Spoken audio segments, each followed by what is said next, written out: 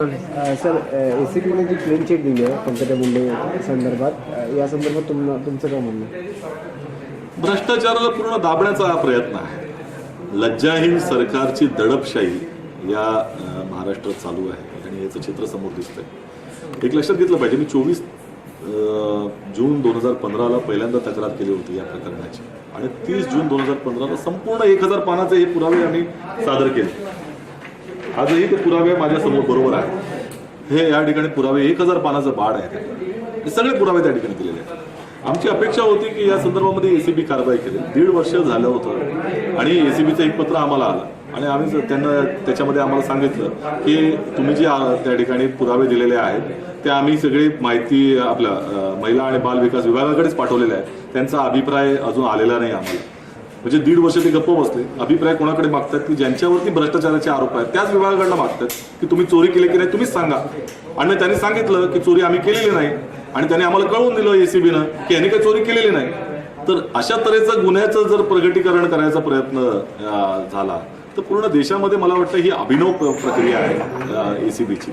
आणि निश्चितपणे माननीय मुख्यमंत्र्यांच्या हातामध्ये गृह मंत्रालय आहे आणि गृह मंत्रालयाच्या अखत्यारीमध्ये ACB येते.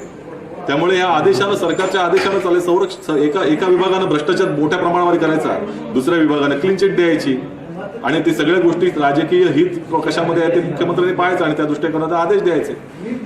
या तऱ्हेनं जर सरकार चालत असेल तर हे फॅसिस्ट सरकार आहे.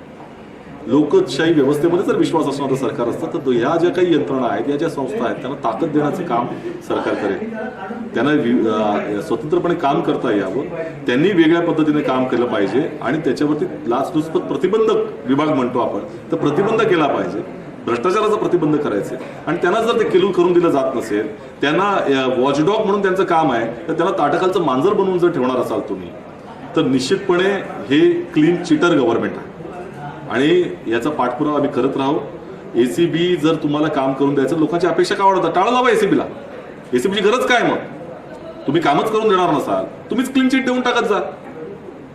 मुख्यमंत्र्यांना आम्ही हेच म्हणणं आहे आणि निश्चितपणे आम्ही यांच्या कागदपत्र काय चौकशी केली. तुम्हाला आम्ही जे 9 मुद्दे मांडले होते की तुम्ही खात्यांची चौकशी करा, यांच्या तिथे जाऊन बघा की काही झालेलं नाहीये, तिकडे काही उत्पादन नाही, सगळ्या मीडियाने दाखवून झालेलं आहे. आणि मग असं असेल तिकडे तुम्ही जात नाही, इथल्या ACच्या कॅबिनमध्ये बसून मुख्यमंत्र्यांनी आदेश दिला म्हणून क्लीन चिट देऊन टाकायची असेल तर हे थोतांड करायचं कशाला? त्यामुळे आता या सरकारला भ्रष्टाचाराच्या संदर्भामध्ये बोलण्याचा अधिकार राहिलेला नाही आणि जर असं खरंच असेल तर ही सगळी जी कागदपत्र ते समोर करावी. आम्ही चर्चेला तयार आहोत. लोकांसमोर आलं पाहिजे, जनतेचा अधिकार आहे. अशा तऱ्हेचं हे सगळं चालणार नाही दाबादाबी.